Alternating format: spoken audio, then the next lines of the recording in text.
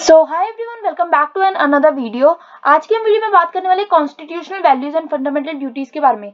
ये आपका एग्जाम जो जल्दी ही आ रहा है और इसके ऊपर जो मैं ऑलरेडी आपके लिए जो एक्सप्लेनेशन वीडियोस डाल चुकी हूँ, एक इंपॉर्टेंट क्वेश्चन आंसर की वीडियो डाल चुकी हूँ जिसमें आपको फुल फ्लेजेड मैंने तीनों ही यूनिट्स के क्वेश्चन आंसर्स करवाए हैं और 3 मैं आपको पहले वीडियो डाल चुकी हूँ जो कि एक्सप्लेनेशन वीडियोज है हर यूनिट की। आज हम देखने वाले हैं पर्टिकुलर यूनिट की एक्सप्लेनेशन जो कि क्वेश्चन आंसर्स की होने वाली है, क्योंकि बहुत बच्चे कहते हैं कि मैम आपने एक सेपरेट वीडियो तो बना दी बट हर यूनिट की अपनी अपनी वीडियो भी बना दो।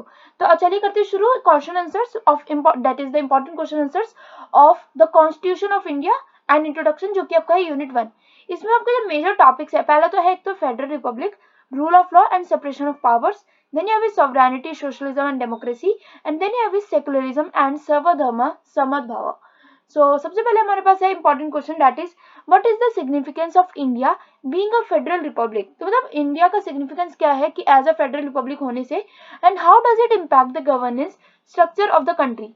तो पता है एक चीज हमेशा याद रखना, मैं हमेशा से आपको बताती आई हूँ कि क्वेश्चन आंसर जब भी आप करते हो, मतलब जब पेपर अटेम्प्ट करते हो तो क्या उसका पूरा स्ट्रक्चर होता है। तो सबसे पहले होता है introduction, then you have his explanation and then you have his conclusion, और ये हर आंसर में आपको फॉलो करना होता है एक अच्छे नंबर लाने के लिए।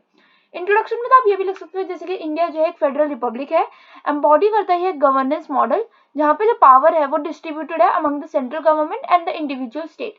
और जो कॉन्स्टिट्यूशनल डिजाइन है ये बहुत ज्यादा पाइवोटल है in shaping the countries political landscape, fostering cooperative federalism and ensuring a nonsense approach to governance. Then you have his explanation। अगर तुम एक्सप्लेनेशन देखोगे ना, एक तो होता है पॉइंटर्स में लिखना और एक होता है पैराग्राफ में लिखना।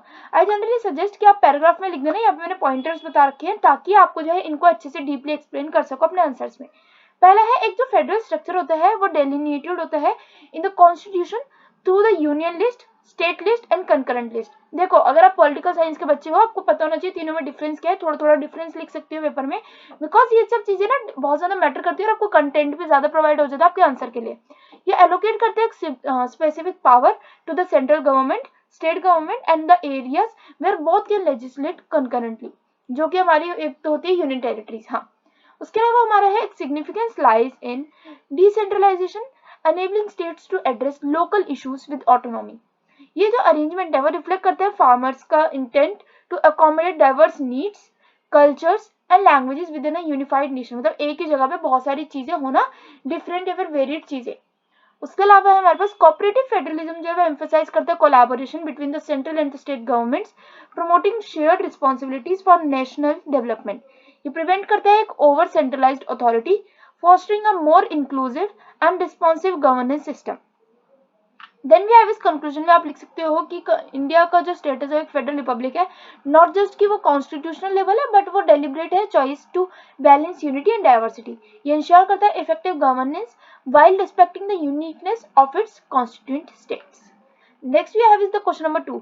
तो क्वेश्चन नंबर 2 जो है ना वो मैं आपको समझा देती बिकॉज ये इंपॉर्टेंट क्वेश्चन है कि डिस्कस करना है आपको प्रिंसिपल्स जो कि रूल ऑफ लॉ के और सेपरेशन ऑफ पावर के in the Indian constitution and their role in upholding democratic values.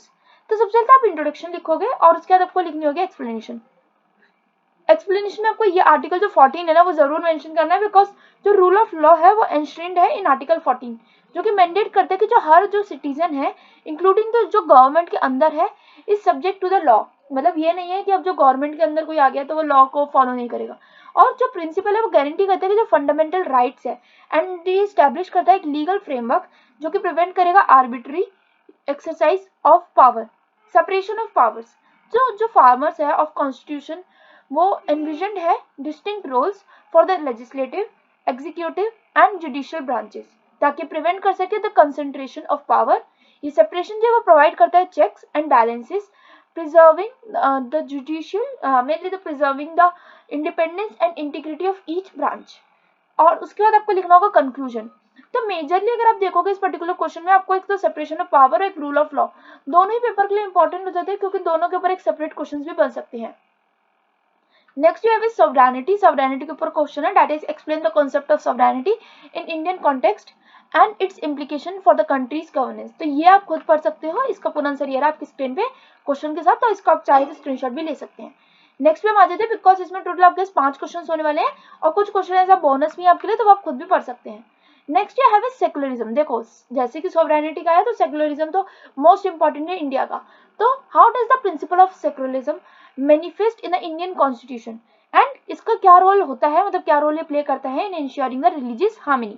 तो जो सेकुलरिज्म जो है वो एंशंट है इंडियन कॉन्स्टिट्यूशन में, जो कि गाइडिंग प्रिंसिपल है that not only separate religion from the state but also ये प्रमोट करता है इंक्लूसिविटी, उसके अलावा equality, harmony among diverse religious communities.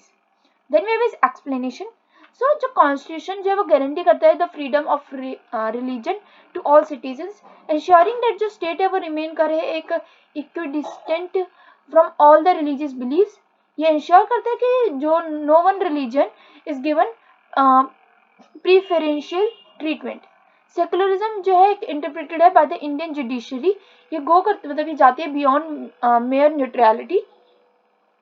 ये मैंडेट करती है कि जो स्टेट है वो एक्टिवली इंटरवीन करे ताकि वो इंश्योर कर सके equal treatment for all religions. ये फॉस्टर करती है एनवायरनमेंट जहाँ पे इंडिविजुअल्स जो प्रैक्टिस कर सकते हैं अपने फेथ को without fear and discrimination. Last हमारा है इलैबोरेट द कॉन्सेप्ट ऑफ सर्वधर्म समभाव and its significance in promoting unity in the diverse society like India. देखो इस पर्टिकुलर क्वेश्चन को मैं आपको पिछली वीडियो में समझा चुकी हूँ, जो कि एक्सप्लेनेशन वीडियो रही थी मेरी क्वेश्चन आंसर्स की, तो आप उसको जरूर चेकआउट कर लेना, बिकॉज इन टॉपिक्स को मैंने एक डिफरेंट वे में समझाया आपको, पर्टिकुलर टॉपिक का पर्टिकुलर वर्ड का मीनिंग बताया आपको, तो इसलिए एक्सप्लेनेशन वीडियो के बाद ही आप ये वीडियोस देखोगे तो आपके लिए ज्यादा बेनिफिशियल रहेंगी। तो ये हो गया आपका last question, that is question number 5, and with this we are ending this video here only. आपको इंपॉर्टेंट क्वेश्चन आंसर्स की जो बाकी यूनिट 2 और यूनिट 3 की वीडियो है वो भी जल्दी मिल जाएगी। कोई भी query regarding your paper comments में बता सकते हो, और अगर आपको अभी वो वीडियोस ना मिले जो मैंने पिछले मतलब एग्जाम्स के लिए बनाई थी तो कमेंट्स में बता देना, वो भी मैं आपको जल्दी से लिंक जो है उसको प्रोवाइड कर दूंगी पूरा बनाकर। सो जब तक के लिए stay safe, stay positive and all the best for your exams, and thanks for watching. Bye bye.